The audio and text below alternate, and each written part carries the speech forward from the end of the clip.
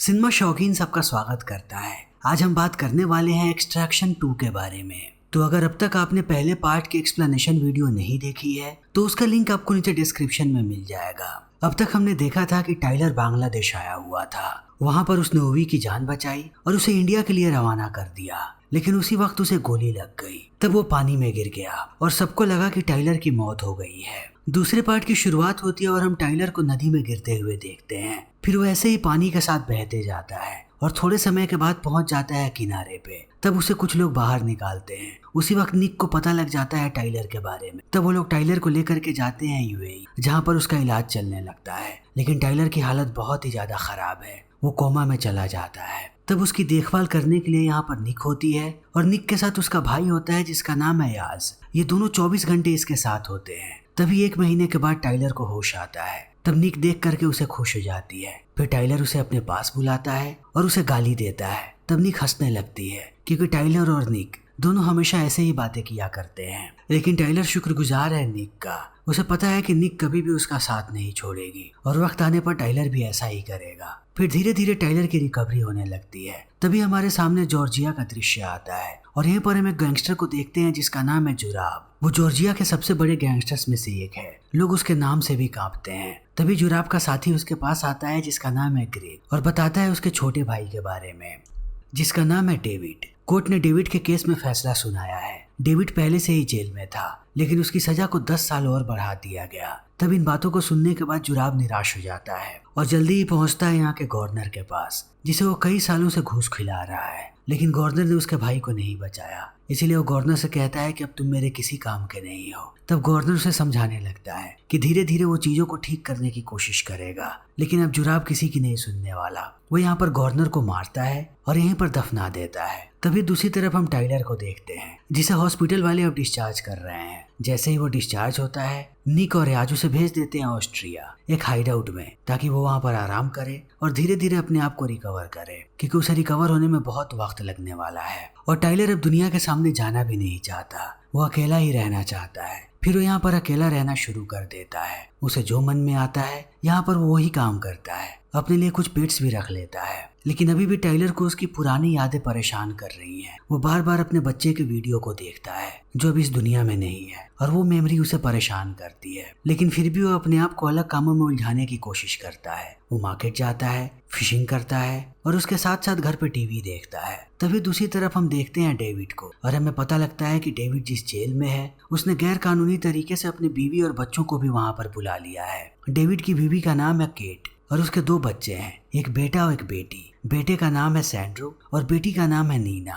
नीना और उसके बच्चों का यहाँ पर दम घुटता है। उन्होंने कुछ भी गलत नहीं किया कि उन्हें जेल में रहना पड़े, लेकिन डेविड उन्हें जेल में ही रखता है अपने साथ और उनकी भी जिंदगी को उसने जहन्नुम बना दी है। कीट हमेशा ही परेशान रहती है, लेकिन डेविड उसकी बात नहीं सुनता। वो कीट को पीटता भी है। उसका सॉफ्ट कॉर्नर सिर्फ अपने बच्चों के लिए है। कीट को वो जरा भी पसंद नहीं करता। फिर जैसे ही डेविड यहाँ से जाता है, सैंड्रो अपनी माँ के पास आता है और उसे संभालने की कोशिश करता है क्योंकि कीट रो रही है। तभी दूसरी तरफ हम देखते हैं टाइलर को। जब वो अपने घर वापस आता है तब वो देखता है कि उसके दरवाजे पर एक स्ट्रेंजर बैठा हुआ है जिसे सारे लोग एल्कॉट कह के बुलाते हैं, लेकिन ये अपना नाम किसी को नहीं बताता। तब टाइलर उससे पूछता है कि तुम यहाँ पर क्यों आए हो। फिर एल्कॉट कहता है कि मेरे पास तुम्हारे लिए एक काम है, बहुत ही बड़ा काम। तब टाइलर कहता है कि अब मैंने सब कुछ बंद कर दिया है, मैं किसी के लिए कुछ भी नहीं करने वाला। तब एल्कॉट कहता है कि ये नहीं पूछोगे मुझे किसने भेजा है, मुझे मिया ने भेजा है, तुम्हारी एक्स वाइफ ने। तब टाइलर शांत हो जाता है और पूछने लगता है कि आखिर काम है क्या। तब एल्कॉट बताता है कि मिया की एक बहन है जिसका नाम है केट और केट के पति का नाम है डेविड, जो जॉर्जिया की एक जेल में है। वो खुद भी जेल में है और उसने जेल में केट और उसके 2 बच्चों को भी रखा है। उनकी जिंदगी जहन्नुम बना दी है। केट कैसे भी वहां से बाहर निकलना चाहती है। केट का इस दुनिया में मिया के अलावा कोई नहीं है और जिस जेल में केट है वो जॉर्जिया के सबसे खतरनाक जेलों में से एक है। इसीलिए मिया को लगता है कि ये काम तुम्हारे अलावा दूसरा कोई भी नहीं कर सकता। फिर इतना कहते ही वो बताने लगता है डेविड और उसके भाई जुराब के बारे में कि इनके समूह का नाम है नागाजी। ये दोनों भाई जॉर्जिया के सबसे खतरनाक गैंगस्टर्स में से एक हैं। जब ये लोग छोटे थे तब से ये लोग सड़कों पे काम कर रहे हैं। इन्होंने छोटे मोटे कामों से शुरुआत की, फिर ड्रग्स बेचा, फिर लोगों की हत्या करने लगे और धीरे धीरे करके इन लोगों ने इतने लोगों को मारा कि सारे लोग इनके नाम से कांपने लगे। कोई भी इनके सामने खड़ा नहीं हो पाया।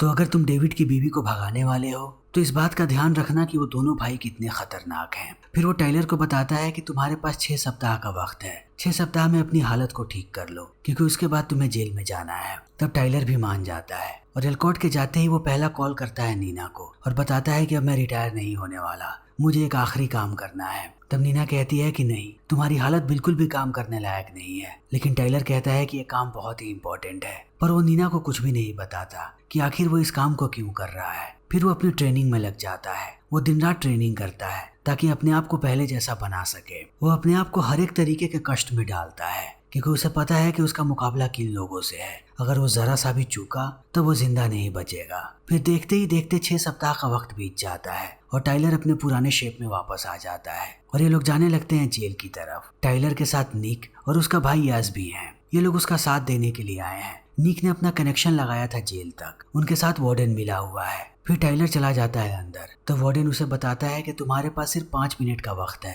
5 मिनट के लिए मैं जेल की बत्तियां बंद कर रहा हूँ। इसी 5 मिनट में तुम्हें उन्हें लेकर के बाहर आना है और यहाँ से गायब हो जाना है। फिर टाइलर अंदर जाने लगता है और अंदर जाते ही पहुंच जाता है वो केट के सेल में। फिर बच्चे और केट को लेता है और ये लोग यहाँ से निकलने लगते हैं। तभी नीना के हाथ से उसका खिलौना नीचे गिर जाता है जिससे आवाज होती है और आसपास के कैदी जग जाते हैं। फिर वो सारे चिल्लाने लगते हैं और कुछ कैदी बाहर आ जाते हैं अपने अपने सेल से और उनका मुकाबला होने लगता है टाइलर के साथ। तब टाइलर भी उनसे लड़ता है। वो जानता है कि ये कैदी हैं, अगर ये जिंदा रहें तब वो इनके लिए परेशानियां खड़ी करेंगे। फिर वो एक एक करके सबको मारने लगता है और एक वक्त के बाद सारे कैदी समझ जाते हैं कि वो टाइलर से पंगा नहीं ले सकते। तब टाइलर धीरे धीरे बाहर जाने लगता है, लेकिन जैसा इनका प्लान था अब ये लोग उस मुताबिक बाहर नहीं निकल सकते। तब निक इन्हें दूसरी प्लानिंग बताती है कि पास में ही एक वेंटिलेशन सिस्टम है, वहां से ये लोग बाहर निकल सकते हैं।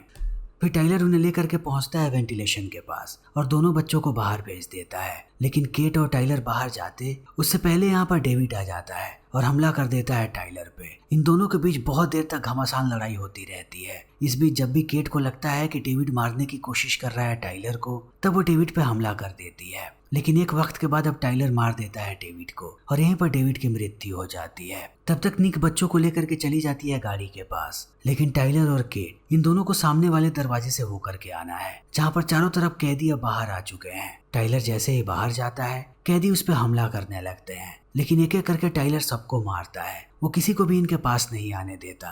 उसे पता है कि अगर वो पास आए तो इन्हें जिंदा नहीं छोड़े। एक के बाद एक टाइलर यहाँ पर बहुत सारी लाशें बिछा देता है और जब उसे लगता है कि ये लोग जा सकते हैं तभी एक कैदी आकर के पीछे से उसके सर पे वार करता है और टाइलर जमीन पे नीचे गिर जाता है। लेकिन थोड़े समय के बाद वो अपने आप को संभालता है और दोबारा खड़ा होता है और इस बार उसके सामने जो भी आता है वो एक एक करके उसे मारने लगता है। फिर एक वक्त के बाद उसके सामने से गार्ड्स और कैदी सब गायब हो जाते हैं। तब वो केट को लेकर के बाहर आने लगता है और ये लोग बैठ जाते हैं एक बुलेट प्रूफ कार में और यहाँ से बाहर जाने लगते हैं। लेकिन जल्दी ये बात पता लग जाती है जुराब को कि उसके भाई के साथ क्या हुआ है। तब वो अपनी पूरी फौज को भेजता है इनके पीछे। ये लोग भागते जाते हैं और नगाजी इन पे हमला कर रहे होते हैं। नगाजियों की तादाद बहुत ही ज्यादा है, इतनी आसानी से उनसे पीछा नहीं छुड़ाया जा सकता। ये लोग उन्हें मारते जाते हैं, लेकिन जल्दी ही कुछ लोग और आ जाते हैं। तब इन्हें समझ में आ जाता है कि ये लोग चाह करके भी इन सब का खात्मा नहीं कर सकते। इन्हें अपनी प्लानिंग के मुताबिक चलना पड़ेगा। जितनी जल्दी हो सके इन्हें जॉर्जिया से बाहर निकलना है। तब ये लोग पहुंचते हैं एक ट्रेन के पास। प्लान के मुताबिक इन्हें ट्रेन से जाना है उस जगह पे जहाँ से ये लोग प्लेन से निकल जाएंगे। तब सारे लोग ट्रेन में बैठ जाते हैं और ट्रेन भी चलनी शुरू हो जाती है। लेकिन नगाजी अभी भी इनका पीछा नहीं छोड़ते, वो हेलीकॉप्टर से इनका पीछा कर रहे हैं। तब टाइलर सबको कहता है कि वो अंदर रहें। वो निक और यस को कहता है कि इन लोगों का ख्याल रखो और खुद चला जाता है हेलीकॉप्टर से मुकाबला करने के लिए। वो सबसे बड़े मशीन गन को बाहर निकालता है और अंधाधुंध गोलियां चलाने लगता है हेलीकॉप्टर पे। लेकिन यहाँ पर एक से ज्यादा हेलीकॉप्टर है। अब कुछ नगाजी चले आते हैं ट्रेन के ऊपर और निक को ये बात पता लग जाती है कि धीरे धीरे वो लोग इनके पास आने वाले हैं। तब निक जाती है उनसे मुकाबला करने। तभी हम देखते हैं कि कुछ नगाजी पहुंच चुके हैं इंजन रूम में। वो इंजन को बंद करने ही वाले होते हैं, तभी निक उन पे हमला कर देती है। तब वो लोग निक पर भी हमला करते हैं और इन लोगों के बीच घमासान लड़ाई होने लगती है। लेकिन निक जानती है कि ऐसे लोगों से कैसे मुकाबला करना है। वो उन्हें मारती रहती है, लेकिन बीच बीच में वो लोग भी निक को घायल करते हैं। तभी दूसरी तरफ हम टाइलर को देखते हैं जो ट्रेन के अंदर आ गया है। जितने भी लोग ट्रेन के अंदर हैं वो एक एक करके उन सबको मार रहा है और उन्हें मारते हुए वो आता है इंजन रूम में। तब देखता है कि निक ने यहाँ पर बाकी लोगों को मार दिया है, लेकिन अब निक घायल है। फिर टाइलर जाता है छत पे और आखिरी बचे हुए हेलीकॉप्टर को भी तबाह कर देता है। तब सारे लोग आते हैं नीचे। तब इन्हें पता लगता है कि ट्रेन का ब्रेक फेल हो चुका है। फिर सब अपना अपना सीट बेल्ट लगा लेते हैं और ट्रेन क्रैश हो जाता है। पर अभी भी सारे लोग जिंदा हैं वो ट्रेन से बाहर निकलते हैं और जाने लगते हैं प्लेन की तरफ। तब सैंड्रो गुस्सा हो जाता है और केट को कहता है कि मुझे अपने पिता को देखना है, वो अच्छे पिता थे। तब केट उसे समझाती है कि नहीं, उसे जैसे ही मौका मिलता वो हम सबको मार देता। लेकिन अब सैंड्रो बहुत ही ज्यादा गुस्से में है, खास करके टाइलर पे। वो टाइलर को मारता है क्योंकि उसे लगता है कि टाइलर ने उसके पिता को मारा है। तभी दूसरी तरफ हम जुराब को देखते हैं जो अपने बचे हुए साथियों से मिलता है और ये लोग डिस्कस करने लगते हैं कि आखिर इनके भाई पे किसने हमला किया। तब सारे लोग कहते हैं कि जरूर हमारा कोई दुश्मन है जो हमसे बदला लेने आया था। लेकिन जुराब कहता है कि नहीं,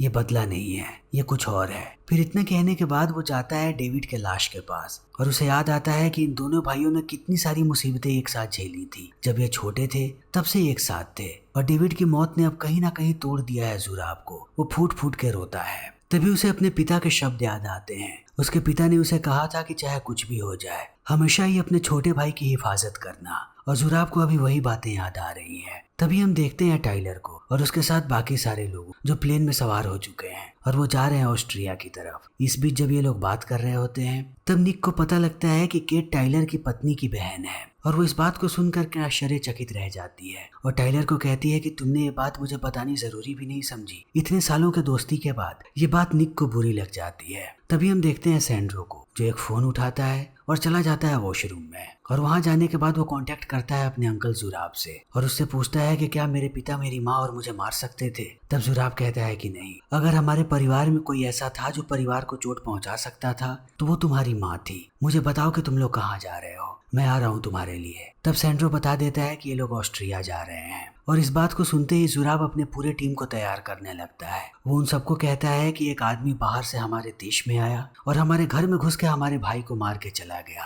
अब उसे दिखाने का वक्त आ चुका है कि हम लोग क्या कर सकते हैं, हम उसे कुत्ते की मौत मारेंगे। तब सारे लोग तैयार हो जाते हैं बदला लेने के, लेकिन ग्रेग जुराब को समझाता है कि तुम बदले की आग में अंधे हो गए हो, तुम नगाजी के सारे सदस्यों की जान खतरे में डाल रहे हो। लेकिन जुराब इस बात को नहीं सुनता। तभी हम टाइलर और उसकी टीम को देखते हैं जो ऑस्ट्रिया पहुंच चुके हैं, लेकिन अब इन्हें थोड़े समय के लिए यहाँ पर रहना पड़ेगा क्योंकि कीट और उसके बच्चों का नया पासपोर्ट बन रहा है ताकि वो दूसरे देश में चले जाएं। तभी निक जाती है टाइलर के पास और कहती है कि तुम्हें ये सारी बातें मुझे पहले बतानी चाहिए, तब मुझे भी समझ में आता कि आखिर इस मिशन को लेकर के तुम इतने सीरियस क्यों हो। तब टाइलर कहता है कि मैं तुम्हें टेंशन नहीं देना चाहता था। तब निक समझाती है कि हम इतने दिनों से एक साथ हैं, हमें किसी से कुछ भी नहीं छुपाना चाहिए। तभी हम देखते हैं कीट की बेटी नीना को जिसके हाथ पर चोट लगी है और एक डॉक्टर उसका उपचार करके जाता है। तब निक पहुंचती है कीट के पास और बताती है कि पुराने वक्त में उसके साथ भी कुछ ऐसा हो चुका है, इसीलिए उसकी सहानुभूति कीट के साथ है। तभी हम सैंड्रो को देखते हैं जो जाता है टाइलर के पास। वो अभी भी टाइलर पे गुस्सा है,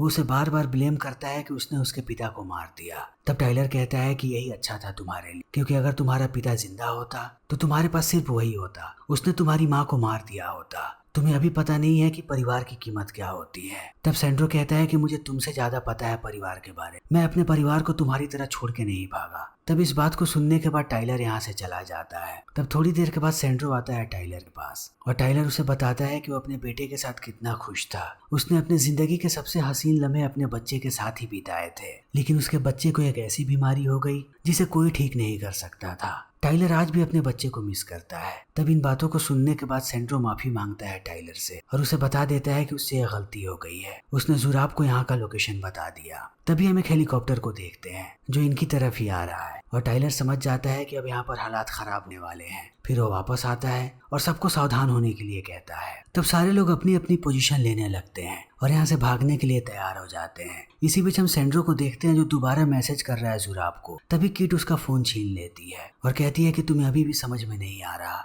कि कौन से लोग अच्छे हैं और कौन से लोग बुरे हैं। जो लोग बुरे हैं वो यहाँ पर हमें मारने के लिए आ चुके हैं। तभी वो लोग इन पे हमला करना शुरू कर देते हैं। तभी ये लोग जाते हैं नीचे और गाड़ियों से भागने लगते हैं, लेकिन जैसे ही सैंड्रो जुराब की गाड़ी को देखता है वो गाड़ी से निकल करके भागने लगता है अपने अंकल की तरफ। तब यश जाता है उसे बचाने और बाकी लोगों को लेकर के टाइलर आगे बढ़ने लगता है, लेकिन अब यश की जान खतरे में है। सैंड्रो जा चुका है जुराब के पास और वो लोग यश पे गोली चला रहे हैं। तब अपने भाई को खतरे में देखने के बाद निक जाती है अपने भाई को बचाने के और यहाँ पे एक के बाद एक गाड़ियां ब्लास्ट होने लगती हैं। यश बुरी तरीके से घायल हो गया है पर निक उसे निकालने की कोशिश कर रही है। तभी दूसरी तरफ हम टाइलर को देखते हैं जिस पे बाकी लोगों ने हमला कर दिया है, लेकिन एक एक करके अब टाइलर सबका खात्मा कर रहा है और अब एक बार फिर से ये लोग गाड़ियों से भागने लगते हैं। लेकिन जुराब के लोग हर जगह फैले हैं, वो इन पे भी गोलियां चला रहे हैं और अगर यहाँ पर कोई भी पुलिस वाला आ रहा है तो वो उन्हें भी मार गिरा रहे हैं। तब ये सारे लोग मिल करके नया प्लान बनाते हैं कि बाहर ये लोग इनका मुकाबला नहीं कर पाए, इसीलिए इन्हें घर के अंदर लेकर के जाना पड़ेगा।